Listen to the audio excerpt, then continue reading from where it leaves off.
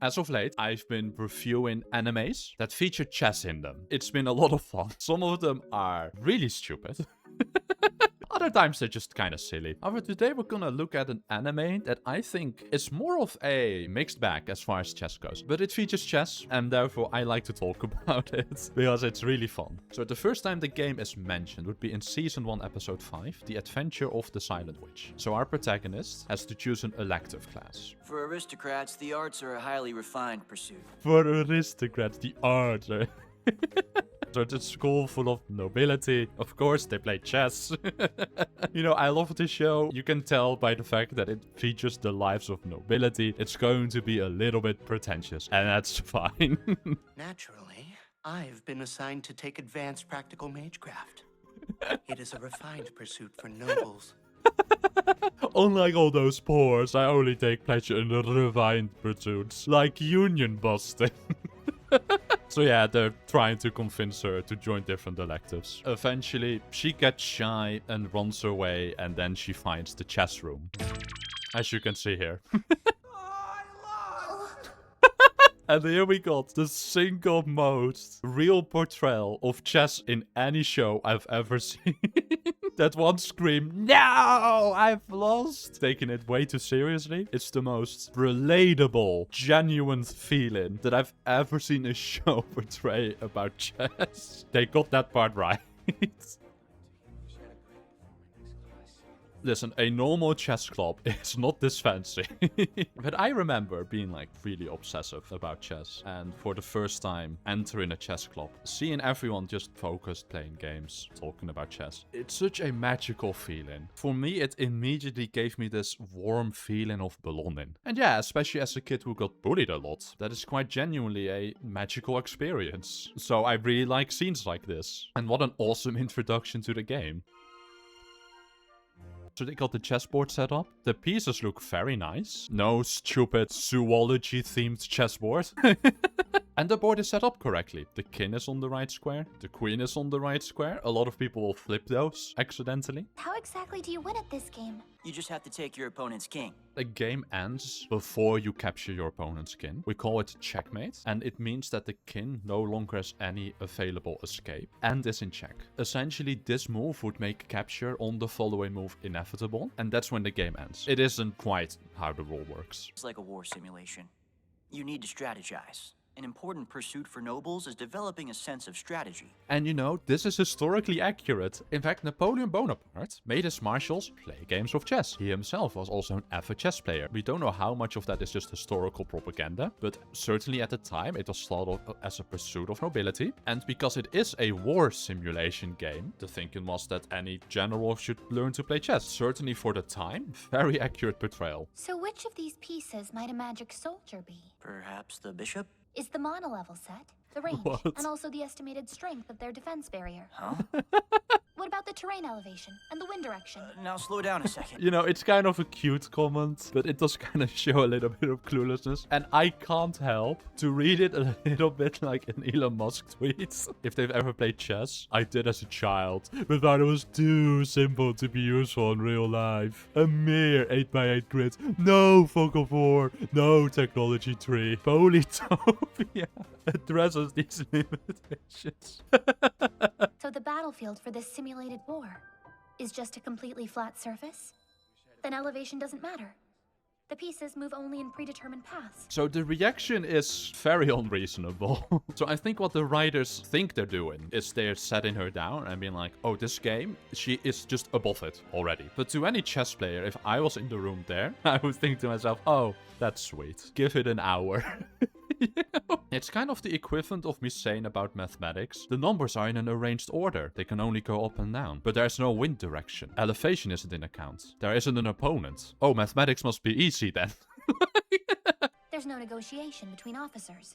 kind of wrong. So during a chess game, you're generally not allowed to communicate with your opponent, but there is a small degree of negotiation. That being that, let's say you make a couple moves. Okay, so here it would be nonsense because we're too early in the game. But let's say we evaluate the position as roughly equal. I could offer my opponent a draw, which I would say counts as negotiation. But maybe more importantly, let's say I reach this position here. If I tell a total beginner what's going on, they're going to get lost really quickly. Chess is a game of signals. You are constantly signaling your intentions to your opponent. Something that will be self-evident to do a lot of strong players, but will be really hard to figure out for a lot of beginners, is that in this position, because black has all of these pieces pointed towards the queen side, and a inability to currently play in the center of the board, that means that black is very likely to start some sort of counterplay on this half of the board. And then you need to figure out what to do with that information. So is there negotiation? Not directly. Indirectly, a lot is actually being communicated. Just the simple goal of taking the king. Oh, yeah. In that case, I think this should be quite easy. Deriving that chess should be simple is just complete nonsense. All of mathematics is built from something we call axioms, which is just a list that we understand as self-evident. Mathematics is the most clean example of simple rules turning into a complex system once we start deferring information from the primary rule set. And the main character is really good at mathematics, so she should understand this. She should understand intuitively already that simple rules don't per se lead to a simple system. So the conclusion is nonsense. I'll play without my queen this time. He's doing something called giving odds. Giving odds is when we start a game, but instead of with the regular starting position, we just remove some material. So we're playing without a queen, let's say. Giving odds or handicap chess has a very rich history. It's not popular anymore nowadays, but it used to be really popular in the 18th and 19th centuries. And something I found really fun about it is that the reason for this is because back in the day, chess was kind of a form of gambling. People would play and they would bet a certain amount of money, which the winner would then take. And if you're a really strong player, the best way to gain money is by having weaker players play against you. Giving odds was just a way to induce weaker players to play with for wagers. Okay, I'll start. So she picks up the king's pawn, which is the pawn directly in front of the king. And that's actually really good. At the start of the game, you don't have a lot of mobility. You can move all your pawns and you can move your knights because they can jump over pieces. However, if you compare, let's say the move pawn f4, how many pieces now have greater freedom of movement? Only the king. Which this is not what you want to do, right? You don't want to leave your king weak and vulnerable. If you compare that with e4, suddenly two of our pieces have gained more mobility. I do really like that she figured this out, and this is definitely something a complete beginner could theoretically figure out. Alright, so we reached this position. And it's really hard to tell exactly what position it is. We can tell the queen is in the middle and the knights are positioned like this. Neither side has castled yet, so we're likely still in the opening. Now, I had to look at multiple shots to kind of figure it out. I think I have a clean sense of what's going on here. So I'm thinking the board looks a little bit like this. So the two knights are standing in front of the king, as you can see here. This knight looks like it's further advanced than the bishop. You can also sort of tell that here. The queen being on e3 would explain why black decided to block the check. So he blocks the check. And now white decides to move the knight. This knight moved in front of the queen, which makes sense. This knight is currently protected only once and attacked once. What you kind of want to do in these handicap games is trade off material as quickly as possible. Because if all the material gets traded off, white is simply left with an extra queen. And that's just completely game over. Then I presume we've had a time skip. Something like knight e4 happened. And then we made some arbitrary move. The knight was attacked. And then this happened. However, that doesn't really make sense. I don't know why we're giving up pawns for no reason. Here, it doesn't look like it's being defended. So I don't understand that move. Yeah, and as you can see, white just simply takes it. So they gave queen odds, which implies a level of confidence that they could beat a beginner. But then suddenly they just display this really weird idea that just gives up material for nothing. There's like no rhyme or reason here. How did you do that? I know I missed. And we see the chessboard again. We start from this position, and then we get over here, which is a legal transformation. Our protagonist hasn't been told about castling, so you might think here that white is completely winning. And that is true. White is completely winning. However, there is one move that loses, which is castling, which our protagonist doesn't know about. I'll be honest with you, when I went through the game, I didn't think that they would get this right. I honestly thought they would just send up a random position, say, oh, castling here is checkmate, and then no. No, it's not. And in fact, what's really fun is that only castle in here is made. Rook d8, which seemingly does the same thing, doesn't work compared to castles. Because here, okay, let's say over to here, we have a3 checkmate. If I try the same thing now with check, king here, I can't move my bishop because it's pinned to the king. So not only did they get the board right and the whole idea, because white is winning if not for this one move, it's also that only castle in here works. I kind of love that. That is such a good attention to detail. I can win by castling. Yeah, But true. I haven't taught the squirrel about castling yet. I really love this. Then I've lost. Huh? Alright, there are more episodes in between where they were kind of talking about chess, but the next time we see a full game is in Season 1, Episode 11, My Friend. And it starts off with this university tournament where the schools of Minerva and the others are playing against one another. So it's a really fancy tournament hall again. And one thing I found really fun is that they have these boards over here. This is actually realistic. So nowadays, if you go to a tournament where like super grandmasters are playing, they'd have these electronic screens on the side of the table. But back in the day, you would actually have these big boards and they'd have these sort of magnetic pieces sticking on it. You'd have people make the moves manually on these kinds of 2D boards. Again, I love the attention to detail. Oh! I love the drama. Only 2 weeks? She really started playing chess 2 weeks ago? And Robert, he's the best player we've got on our entire team. 2 weeks is, of course, unrealistic, even if you look at, like, the greatest prodigies we have. It's hyperbole, it's a fantasy setting, it's, of course, heightened reality, so, okay, you know, whatever.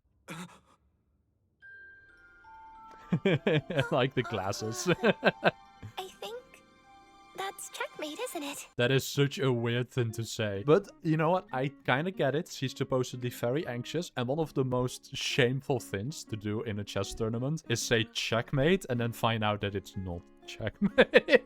Totally insane! I don't get the rules, but still. Yes! It was totally insane. I don't know how to play chess, but it was crazy. It was a concerto! It's only when both sides are perfectly matched that the music can soar the highest and swell into a breathtaking melody. Your opponent was truly formidable in this game. And here we see the score sheet. So I've already copied it. Robert Weinkohl. And Monica Norton was the winner. So this is not really what the score sheet looks like. Normally they'd show white, black. Oh yeah, here. Okay, here you see more. Okay, good. Yeah. Because I see white, black, and does it show the Your round? true talent before.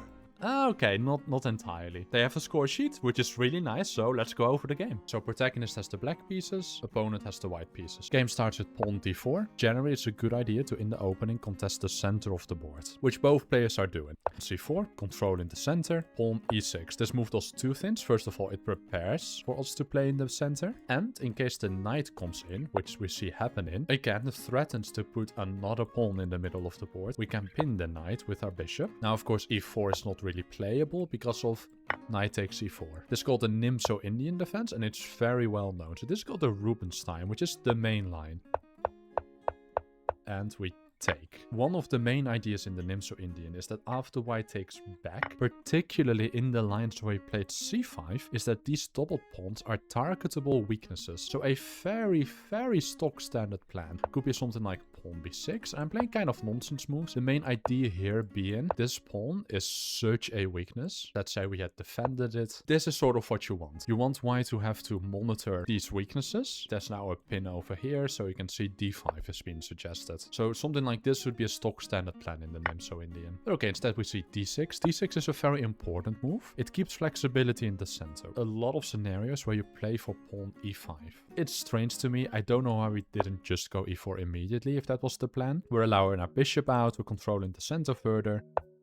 knight b3. Now, pawn f4 really should have been played. d6 can signal that what you kind of want to do is play a move like e5. After f4, this is of course impossible because we can include d5, sending the knight backwards, and now we have the move f5, which is really nice because we completely tie up black's position. One of the main points of e5 is to grab space on the king side, build for some sort of king side attack. Now though, it is very clear that white is the one with more space on the king side. Instead, white continues their knight maneuver. Nothing bad, it's just now after e5, you're in some trouble. I don't know where they found this game, but this actually so far looks like a completely strategically coherent game of chess. Now white sort of snaps away, can play f4. It is too late, the main difference being here that we can play e4. Here we play h5. It is a bit much to leave this pawn hand in constantly. In this position, I actually don't mind leaving the pawn hand in, but you should at some point at least address it. Also, this helps again for a very stock standard plan in the Nimzo Indian, where after g4, we get to go after the weaknesses. So if I make a nonsense pass move, queen a4, but okay, instead they play pawn h5, which is still a positionally logical move for potentially playing against this g4 push.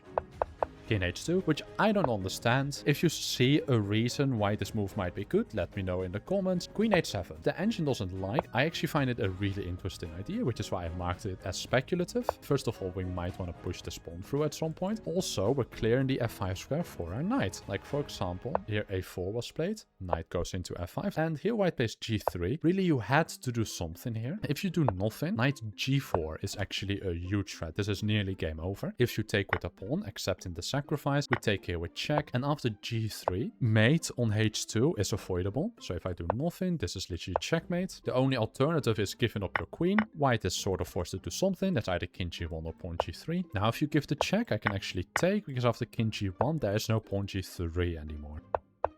White could have snapped at any moment. After bishop d7, it becomes really useful. Now after we take and we take, we actually come with a double attack on the pawn here and the bishop. And here you can see the computer suggests pawn b6. Now we get to take here with tempo. And these pawns are weak, but they are protected. Probably the ideal moment to capture. It wasn't done though. Instead, bishop c1 was played.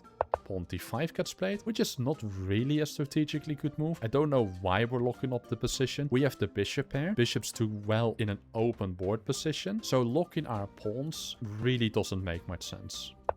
This is where the score sheet stops. We end up in a position that's completely strategically winning for black. White has these weaknesses to monitor. It looks like something could potentially happen on the king side. More importantly, white has just no piece play. Really well played game. There were mistakes made, but they seemed believable mistakes. You can check out the rest of the series on this channel. But that's it from me. Bye bye.